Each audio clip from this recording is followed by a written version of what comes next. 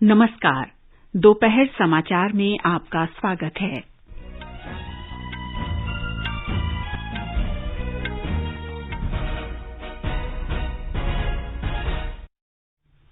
प्रधानमंत्री की आर्थिक सलाहकार परिषद ने देश की स्वतंत्रता के 100 वर्ष पूरे होने तक का प्रतिस्पर्धात्मक प्रारूप जारी किया।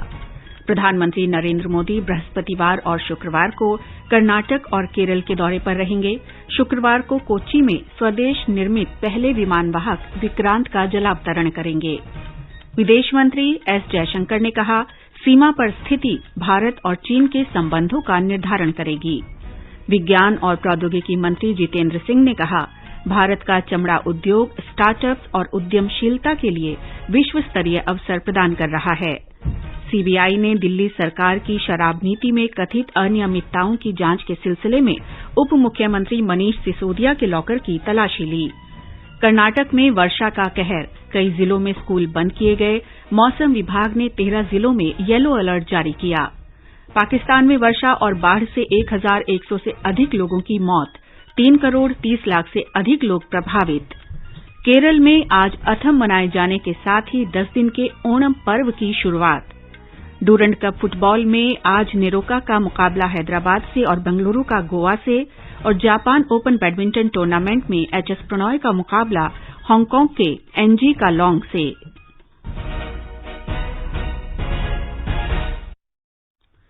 दोपहर समाचार में चारू सक्सेना के साथ मैं नीलम मलकानिया।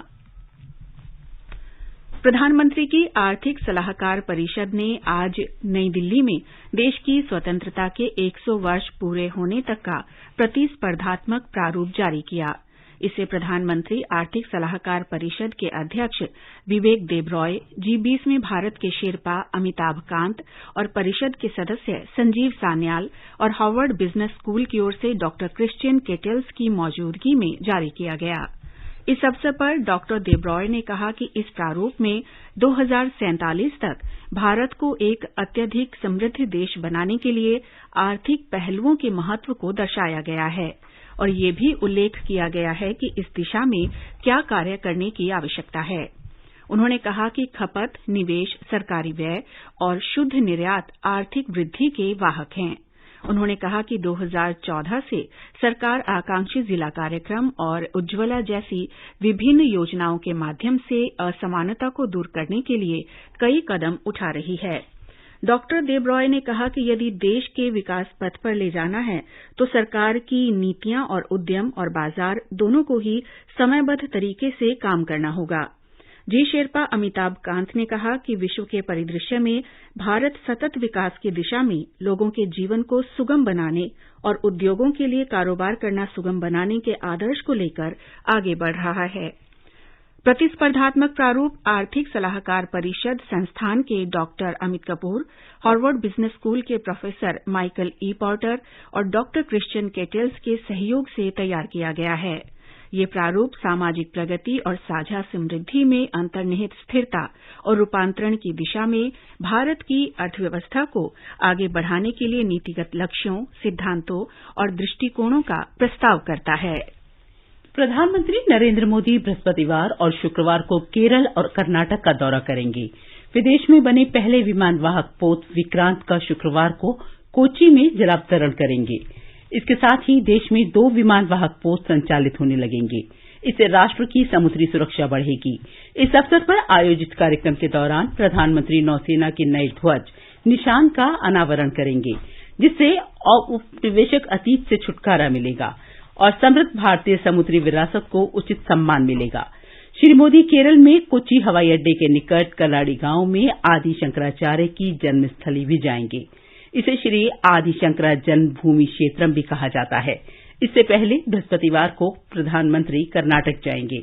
वे मंगलूर में 3800 करोड़ रुपए लागत वाली कई परियोजनाओं का लोकार्पण और शिलान्यास करेंगे। केंद्रीय विज्ञान और प्रौद्योगिकी राज्य मंत्री डॉक्टर जितेंद्र सिंह ने कहा है कि देश का चमड़ा उद्योग स्टार्टअप और उद्यमियों को विश्व स्तरीय अवसर प्रदान कर रहा है। उत्तर प्रदेश में कानपुर में केंद्रीय चमड़ा अनुसंधान संस्थान के वैज्ञानिकों और अधिकारियों तथा मैनपुरी में कॉलेज के विद्यार्थियों को संबोधित करते हुए डॉक्टर सिंह ने युवाओं से चमड़ा उद्योग में स्टार्टअप में करियर बनाने का आह्वान किया। उन्होंने कहा कि देश में चमड़ा उद्योग का निर्यात लगातार बढ़ रहा है और ये विदेशी मुद्रा हासिल करने के मामले में प्रथम 10 उद्योगों में शामिल है। डॉक्टर जितेंद्र सिंह ने बताया कि मुख्यमंत्री योगी आदित्यनाथ के नेतृत्व में उत्तर प्रदेश सरकार ने एक जिला एक उत्पाद योजना के अंतर्गत आगरा और कानपुर जिलों को चमड़े से बने सामान के लिए चुना है। इन केंद्रों में चमड़ा उद्योग के विकास के लिए कार्य योजना भी बनाई गई है। इससे इन क्षेत्रों के युवाओं और उद्यमियों को नए अवसर मिलेंगे। केंद्रीय इलेक्ट्रॉनिकी और सूचना प्रौद्योगिकी मंत्रालय ने Telangana artificial intelligence mission TM के 4 स्टार्टअप्स का चयन किया है। ये स्टार्टअप्स G20 डिजिटल नवाचार नेटवर्क DINK सम्मेलन में भारत का प्रतिनिधित्व करेंगे। टीएम तेलंगाना सरकार की पहल है जिसे नेस्कॉम समर्थन दे रहा है। चुने गए 4 स्टार्टअप हैं आरिफिकूस, एडुबुक, यूनिमार्ट, माईएमडी। इन्हें टीएम के कार्यक्रम REVVUP के तहत समर्थन दिया जा रहा है। तेलंगाना सरकार की इस पहल के तहत आर्टिफिशियल इंटेलिजेंस पर बने 80 स्टार्टअप्स को सहायता दी जा रही है। REVVUP विशेष रूप से आरंभिक चरण वाले आर्टिफिशियल इंटेलिजेंस स्टार्टअप के लिए बनाया गया है। G20 देशों का डिजिटल नवाचार नेटवर्क सम्मेलन इंडोनेशिया के बाली में शुक्रवार से रविवार तक होगा। भारतीय जनता पार्टी ने दिल्ली के स्कूलों में कमरों के निर्माण में कथित भ्रष्टाचार को लेकर आम आदमी पार्टी सरकार पर आज भी आरोप लगाए। नई दिल्ली में पत्रकारों से बातचीत में पार्टी सांसद मनोज तिवारी ने केंद्रीय सतर्कता आयोग की जांच रिपोर्ट का हवाला देते हुए कहा कि जो कमरा 5 लाख रुपए में बन सकता था उस पर 33 लाख रुपए खर्च किए गए।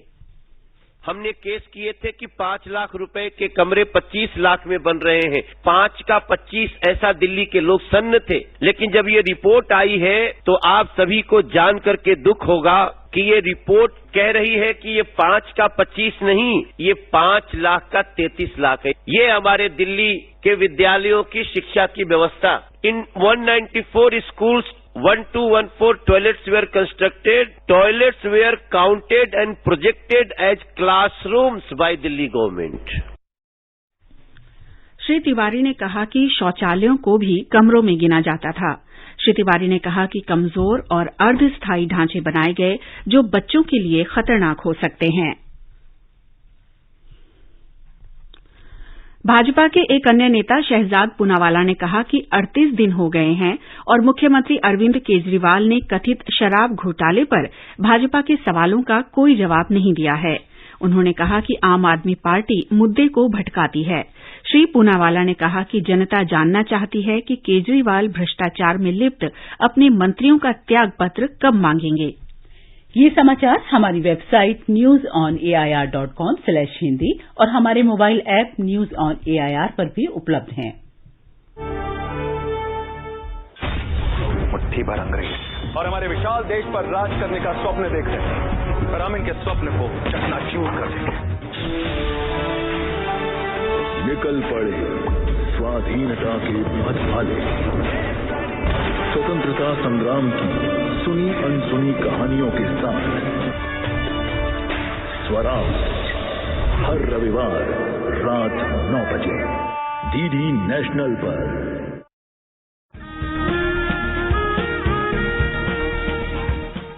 भारत के स्वतंत्रता संग्राम में अनगिनत स्वतंत्रता सेनानियों ने अपने प्राणों की आहुति दी। कुछ इतिहास में अमर हो गए और कई गुमनाम। आजादी के अमृत महोत्सव के अंतर्गत 75 कड़ियों की श्रृंखला में हम उन वीरांगनाओं की बात करेंगे जिनका योगदान कभी भुलाया नहीं जा सकता। प्रत्येक मंगलवार परिक्रमा में सुनिए अपराजिता, देश की वीरांगनाओं को आकाशवाणी का सादर नमन।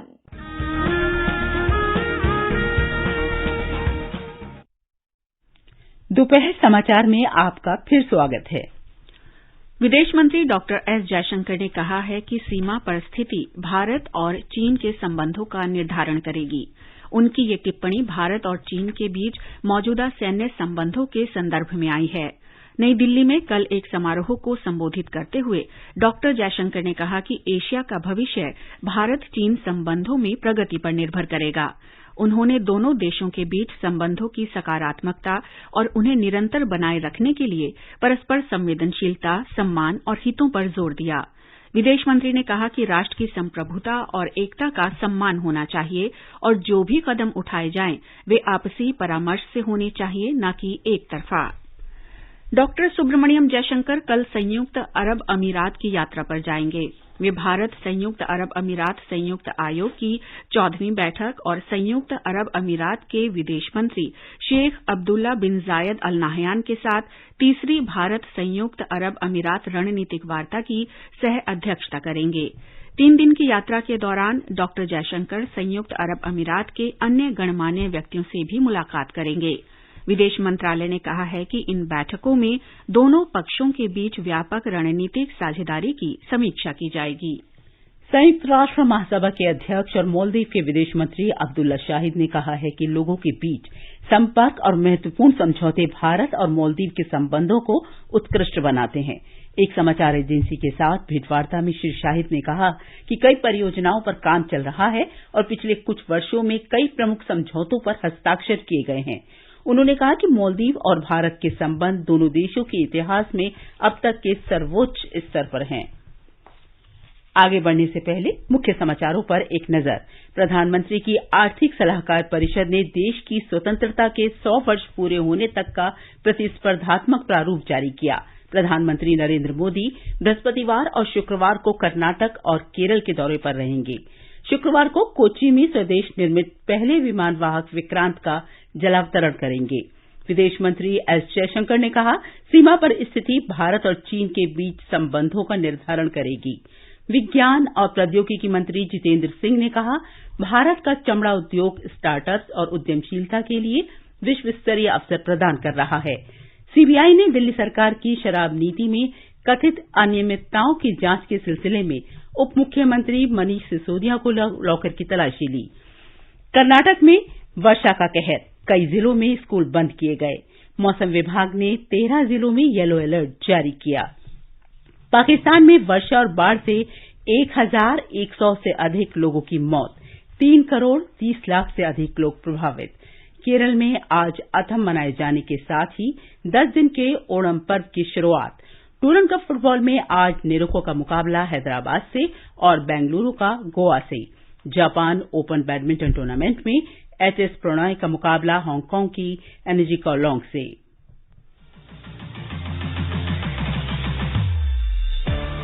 अगर आप कॉम्पिटिशन्स की तैयारी कर रहे हैं तो आप सबों के लिए ऑल इंडिया रेडियो की प्रेजेंटेशन है अभ्यास, एक ऐसा प्रोग्राम जहां हमें 9289094044 पर व्हाट्सएप करते हैं आप अपने ऑडियो सवाल या फिर ईमेल करते हैं abhyas.airnews@gmail.com पर और इसका जवाब एक्सपर्ट देते हैं रात 9:30 बजे शनिवार को। ज्योग्राफी यानी कि भूगोल है इस बार का विषय और सवाल भेजने की अंतिम तारीख है 31 अगस्त। आपका अभ्यास हमारा प्रयास।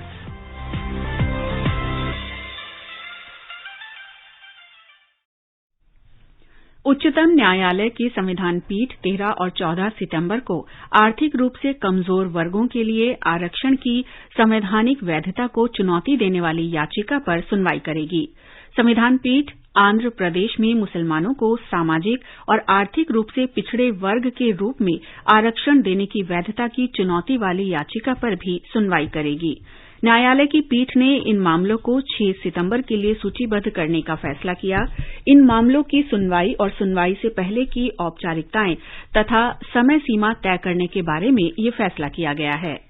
सरकार ने वजन मापने वाली मशीनें और उपकरणों के निर्माताओं और आयातकों को कारण बताओ नोटिस जारी किया है। उपभोक्ता कार्य, खाद्य और सार्वजनिक वितरण मंत्रालय ने कहा है कि ऐसा पाया गया है कि कुछ निर्माता और आयातक ई कॉमर्स प्लेटफॉर्म पर इन मशीनों और उपकरणों के बेचने में नियमों का पालन नहीं कर रहे थे। मंत्रालय ने कहा है कि ई कॉमर्स साइट्स पर अनाधिकृत रूप से ऐसी मशीनों की बिक्री से सरकार को राजस्व का नुकसान हो रहा है। पाकिस्तान में वर्षा और बाढ़ से अब तक 1100 से अधिक लोगों की जान जा चुकी है। बाढ़ से 3 करोड़ 30 लाख से अधिक लोग प्रभावित हैं। योजना मंत्री ने दावा किया है कि आरंभिक अनुमान के अनुसार विनाशकारी बाढ़ से लगभग $10 अरब की क्षति हुई है। सरकार ने बाढ़ की स्थिति से निपटने और प्रभावित लोगों के पुनर्वास के लिए राष्ट्रीय बाढ़ मोचन और समन्वय केंद्र बनाने का फैसला किया है। मूसलाधार बारिश से सड़कों, फसलों, मकानों, पुलों और अन्य बुनियादी ढांचों को नुकसान पहुंचा है। कर्नाटक में मूसलाधार वर्षा हो रही है। मौसम विभाग ने बेंगलुरु, बेलगावी, गड़क, कोप्पल, हावेरी, धारवाड़, बल्लारी, दावणगेरे, चित्रदुर्ग, तुमकुरू, चिकलबुलपुर, कोलार और रामनगर जिलों के लिए येलो अलर्ट जारी किया है। ब्यौरा हमारे संवाददाता से।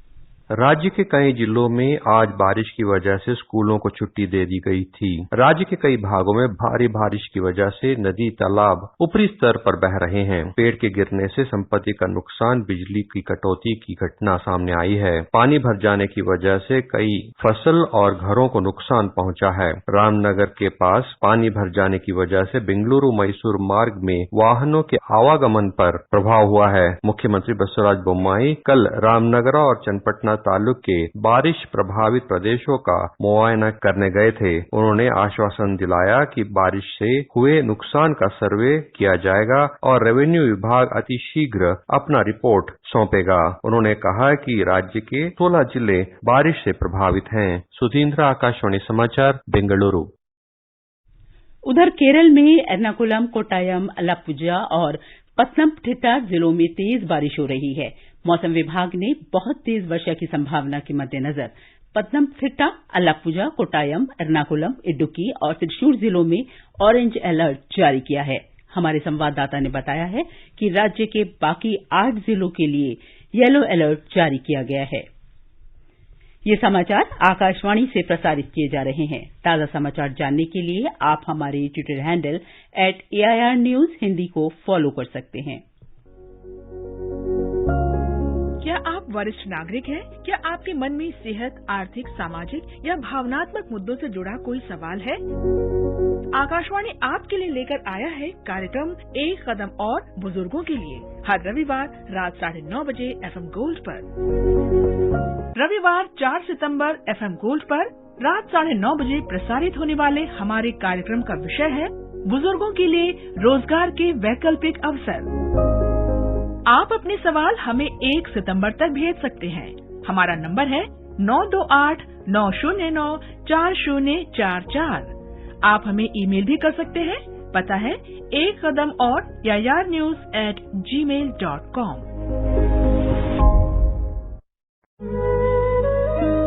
सुनो ना। हाँ, सोच रहा हूँ अपना बिजनेस क्यों न बढ़ा लूं। तो रोका किसने है? हाँ, रोका तो किसी ने नहीं, पर समझ नहीं आ रहा कि मदद किससे मांगूं। मुझसे। तुमसे? तो अच्छा बताओ फिर। आकाशवाणी है ना, मैंने सुना है उसका नेटवर्क देश भर में फैला है। पर उससे मेरा क्या फायदा? देखो, फायदा है, जिस शहर में चाहो विज्ञापन की मदद से उपभोक्ताओं तक पहुंच जाओ। पर अब ये भी तो बता दो कि आकाशवाणी से संपर्क कैसे करूं? बहुत आसान है, मैं बताती हूँ। नंबर नोट करो, 870-001-4242। ओ, 870-001-4242। हाँ। लो अभी फोन लगाता हूँ 870-001-4242 पर।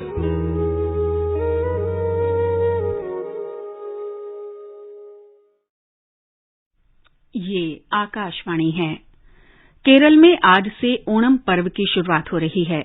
ओणम से 10 दिन पहले अथम मनाया जाता है। इस सिलसिले में आज सवेरे कोच्चि के पास थिरुवोनम में अथचमयम की शुरुआत हुई।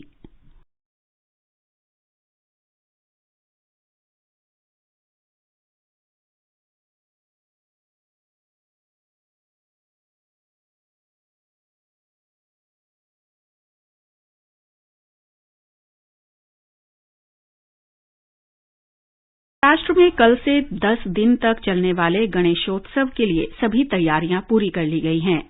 ये त्योहार भगवान गणेश के धरती पर आगमन के उपलक्ष्य में मनाया जाता है। हमारे संवाददाता ने बताया है कि भगवान गणेश महाराष्ट्र के कोंकण क्षेत्र में विशेष रूप से लोकप्रिय हैं। 2 साल के अंतराल के बाद महाराष्ट्र में गणेशोत्सव वही उत्साह और हर्षोल्लास के साथ कल से मनाया जाएगा। कोविड केसेस में काफी कमी आने की वजह से राज्य सरकार ने त्योहारों पर से निर्बंध हटा दिए हैं। परिणाम स्वरूप इस साल गणेशोत्सव वही धूमधाम और उत्साह के साथ मुंबई और संपूर्ण राज्य में मनाया जाएगा। मुंबई, ठाणे और पुणे में श्रद्धालु बड़ी संख्या में अपने गणपति बप्पा के दर्शन करके उनका आशीर्वाद लेने के लिए उमड़ पड़ेंगे। महाराष्ट्र के मुख्यमंत्री एकनाथ शिंदे ने 27 अगस्त से 11 सितंबर तक अपने गांव को जाने वाले श्रद्धालुओं को टोल में माफी दे दी है। मुंबई का प्रसिद्ध सार्वजनिक गणेश मंडल GSB सेवा मंडल ने इस बार 300 करोड़ से अधिक का बीमा कवर लिया है। कुणाल शिंदे, आकाशवाणी समाचार, मुंबई। आज अंतर्राष्ट्रीय व्हेल शार्क दिवस है। व्हेल शार्क के महत्व और उसके संरक्षण के बारे में जागरूकता फैलाने के लिए ये दिवस मनाया जाता है। एक रिपोर्ट। अंतर्राष्ट्रीय व्हेल शार्क दिवस पर भारतीय वन जीव न्यास WTI व्हेल शार्क बचाव अभियान शुरू करने जा रहा है। ये अभियान कर्नाटक, केरल और लक्षद्वीप में चलाया जाएगा। मत्स्य बंदरगाह और अंतर्देशीय जल परिवहन मंत्री वर्ष भर चलने वाले इस अभियान का शुभारंभ करेंगे। इस अभियान का उद्देश्य मछुआरों, ग्रामीण जनों और विद्यार्थियों में व्हेल शार्क के संरक्षण के लिए जागरूकता बढ़ाना है। इसके अतिरिक्त व्हेल शार्क के संरक्षण के प्रयासों को बढ़ावा देने के लिए मोबाइल एप्लीकेशन भी विकसित की गई है। व्हेल धरती पर शार्क की सबसे बड़ी प्रजाति है। इसकी लंबाई 60 फीट तक होती है। ये मछली सुस्त और शांत स्वभाव की होती है। आमतौर पर ये उथले पानी में तैरना पसंद करती है, इसलिए ये मछुआरों का आसानी से शिकार बनती हैं। मांस बाजार के कारण व्हेल शार्क की संख्या लगभग 50% कम हो गई है, जिसके कारण ये विलुप्त होने के कगार पर पहुंच रही है। व्हेल शार्क बचाव अभियान से इस खूबसूरत मछली की पुरानी शान फिर से लौटाने में मदद मिलेगी। समाचार कक्ष से अलका सिंह। भारत का सबसे बड़ा लोक सेवा प्रसारक आकाशवाणी देश की स्वतंत्रता के बाद पिछले 75 वर्षों से देश भर के नागरिकों तक सूचना और समाचार पहुंचा रहा है। आकाशवाणी समाचार आजाद भारत की बात आकाशवाणी के साथ श्रृंखला के साथ स्वतंत्रता के 75 वर्ष पूरे होने का उत्सव मना रहा है। ये कार्यक्रम आकाशवाणी के माध्यम से जीवन के विभिन्न क्षेत्रों में स्वतंत्रता के बाद भारत की यात्रा का वर्णन करता है।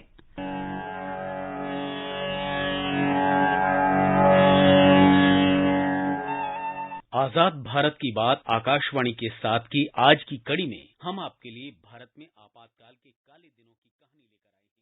वर्ष 1975 में एक महत्वपूर्ण राजनीतिक घटनाक्रम सामने आया। वर्ष 1971 में रायबरेली संसदीय सीट के चुनाव में तत्कालीन प्रधानमंत्री इंदिरा गांधी की जीत के बारे में जांच शुरू की गई। श्रीमती इंदिरा गांधी के विरुद्ध चुनाव लड़ने वाले समाजवादी नेता राज नारायण ने इलाहाबाद उच्च न्यायालय में एक याचिका दायर की थी। इस याचिका में श्रीमती गांधी पर भ्रष्ट आचरण और सरकारी तंत्र का दुरुपयोग कर चुनाव जीतने का आरोप लगाया गया था। 12 जून 1975 को इलाहाबाद उच्च न्यायालय के न्यायमूर्ति जगमोहन लाल सिन्हा ने श्रीमती इंदिरा गांधी के निर्वाचन को अवैध घोषित कर दिया। न्यायमूर्ति जगमोहन लाल ने श्रीमती गांधी को 6 वर्ष के लिए चुनाव लड़ने से भी रोक दिया, लेकिन कांग्रेस पार्टी को श्रीमती गांधी की जगह नया प्रधानमंत्री चुनने के लिए 20 दिन का समय दिया गया। श्रीमती गांधी ने इलाहाबाद उच्च न्यायालय के फैसले के खिलाफ उच्चतम न्यायालय में अपील दायर की। 24 जून 1975 को उच्चतम न्यायालय ने इस फैसले पर सशर्त रोक लगा दी, लेकिन श्रीमती गांधी को किसी भी संसदीय कार्यवाही की अनदेखी नहीं करने का आदेश दिया। 25 जून 1975 को तत्कालीन राष्ट्रपति फखरुद्दीन अली अहमद ने आंतरिक अशांति की आशंका के कारण देश में राष्ट्रीय सुरक्षा बनाए रखने के लिए भारतीय संविधान के अनुच्छेद 352 का उपयोग करते हुए राष्ट्रीय आपातकाल की घोषणा कर दी। 26 जून को आकाशवाणी के स्टूडियो से प्रधानमंत्री इंदिरा गांधी ने कहा कि राष्ट्रपति ने आपातकाल की घोषणा कर दी है, लेकिन घबराने की कोई बात नहीं है। भाइयों और बहनों, राष्ट्रपति जी ने आपातकाल की घोषणा की है। इससे देश में आपातकाल 25 जून 1975 की मध्य रात्रि से शुरू होकर लगभग 21 महीने तक चला और 21 मार्च 1977 को इसे वापस लिया गया। इस दौरान नागरिकों के मौलिक अधिकारों के साथ साथ प्रेस की स्वतंत्रता पर भी प्रतिबंध लगाए गए थे। लोकनायक जयप्रकाश नारायण ने देश में आपातकाल थोपने और निरंकुशता के खिलाफ एक जन आंदोलन शुरू कर दिया। चाहे वो प्रधानमंत्री हो, मुख्यमंत्री हो, विरोधी पक्ष के नेता हो, कोई भी हो, ऐसा लगता है कि लोग असहाय हैं इस परिस्थिति में। किस परिस्थिति में? ये सारा भ्रष्टाचार फैला हुआ है, जिस भ्रष्टाचार के कारण इन कानूनों का कार्यान्वयन नहीं हो रहा है, अमल में नहीं लाया जा रहा है। लाए जा रहे हैं कानून और लाए भी जा रहे हैं तो गलत तरीके से लाए जा रहे हैं। आपातकाल के दौरान सरकार के फैसले का विरोध करने वालों को गिरफ्तार कर लिया गया। इस अवधि को भारत में लोकतंत्र के इतिहास के सबसे काले दिनों में से एक माना जाता है। पूर्व प्रधानमंत्री अटल बिहारी वाजपेयी आपातकाल का विरोध करने में सबसे आगे थे। अनुशासन के नाम पर अनुशासन का खून भंग कर दिया संघ को, कैसा चढ़ा जुनून, कैसा चढ़ा जुनून। मत पूजा प्रतिबंधित, कुटिल कर रहे केशव कुल की कीर्ति कलंकित। कह दी कविराय तोड़ कानूनी कारा, गूंजेगा भारत माता की जय का नारा। बाइट वाजपेयी। 21 मार्च 1977 को आपातकाल हटने के बाद देश में नए आम चुनाव कराए गए। इन चुनावों में कांग्रेस पार्टी की हार हुई और चुनाव जीतकर जनता पार्टी सत्ता में आई।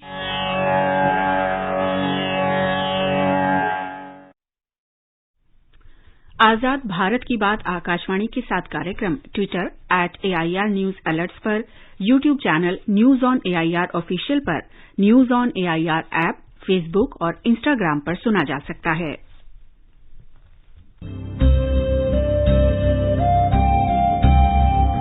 आजाद भारत की बात आकाशवाणी के साथ स्वतंत्रता के 75 वर्ष का उत्सव, जीवंत यात्रा की स्मृतियां, स्वतंत्र भारत की उपलब्धियां और कुछ रोमांचक पल सुनना न भूलें।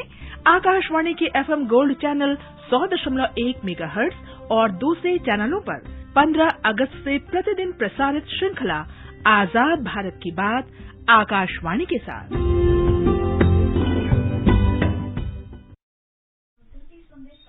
भारत के HS Prannoy Japan open badminton tournament में आज पहले दौर में हांगकांग के एंग्स एनजी कालोंग से खेलेंगे। वे विश्व चैंपियनशिप में सिंगल्स के क्वार्टर फाइनल में पहुंचने वाले एकमात्र भारतीय हैं।